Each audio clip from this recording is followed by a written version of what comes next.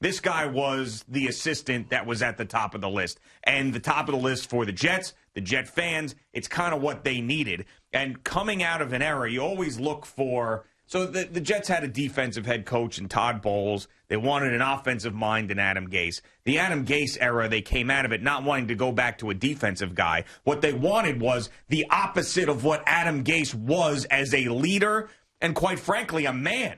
I mean, he is someone that just did not radiate any sort of positivity, or you couldn't really buy into the Adam Gase thing at all. I mean, his press conferences, his look, I mean, everything about it was just horrendous. And the Jets needed somebody who was going to light a spark. And everything you hear from the players, and this is something that you've said before when either a coach leaves or a high-profile player like Jamal Adams leaves, you look to see what people are going to say about him. And right off the bat, Richard Sherman tweeting out, "You guys got a great one. Congratulations." Kyle Shanahan, before the hiring process, if he doesn't get a job here, I don't know what anybody's looking at. I mean, he's going to hire the best staff. He knows every side of the ball. The guy is great. So, there are so many things about him that when you hear and you see from the people he's worked with, too, on top of it. This isn't like people when Adam Gase got hired, there were Dolphin fans calling up being like, good luck.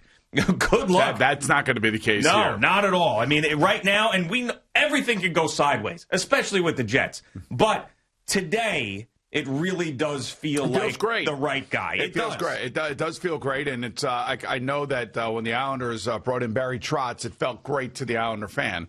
I think it was interesting when Brian Cashman, let go of Joe Girardi. I think Yankee fans were really worried. And I think Yankee fans have now settled in with their manager. We always worry about who the leader of the team is, even though maybe baseball managers aren't quite as important as football head coaches. But I do, there's something right about this. And the most important thing is that Joe Douglas feels like it's right, because he and Joe Douglas are going to have to work together. And the one thing I will tell you is both of them have the line, the line of scrimmage is the most important thing.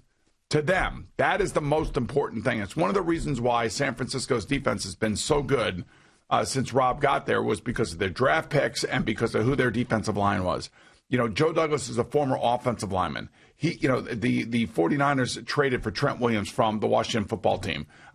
You could see that these guys see the game in the same way, which is going to be really important moving forward, because they both now are tied together with 5-year contracts. I guess Joe has got 5 years left, and Rob Saleh's got 5 years. Deal. This is it. So 5 years with both of these guys. Joe Douglas seems to have hired the coach that he wanted, which is something that we wanted to see from the Jets. Let Joe Douglas go out and get his guy. The coordinator carousel thing is something that has concerned me. There's many examples of guys who have succeeded. But, with the candidates this year, I think most football fans, knew exactly who Rob Saleh was. It's not like Arthur Smith, I got to Google to see what he looks like, or Brandon Staley all of a sudden becomes a candidate because of the number one defense. You know who Eric Bieniemy is. Right, you know who Eric Bieniemy is. Brian Daboll. Yeah, but I just got to really learn about him more through this season. But Rob Saleh was a guy that you knew because of the look. And also, when the 49ers would get off the field and a 3-and-out, he would be at like the 50-yard line jumping up and down. I rember watching that playoff game last year in the divisionals when the Vikings lost to the 49ers. I'm like, this guy's on the field all the time. Get him off the field. I feel like he is the defensive version of Sean McVay. But remember, he was the tight end first. So he came from the offensive side of the ball. I'm sure he played some defense somewhere along the line in high school and college. But, he knows. He's a full-on coach. You've seen interviews now. I've watched a bunch of interviews yesterday that he gave over the past few years. And you can just see that, he is going to be a very good communicator. I think the fans are going to like him.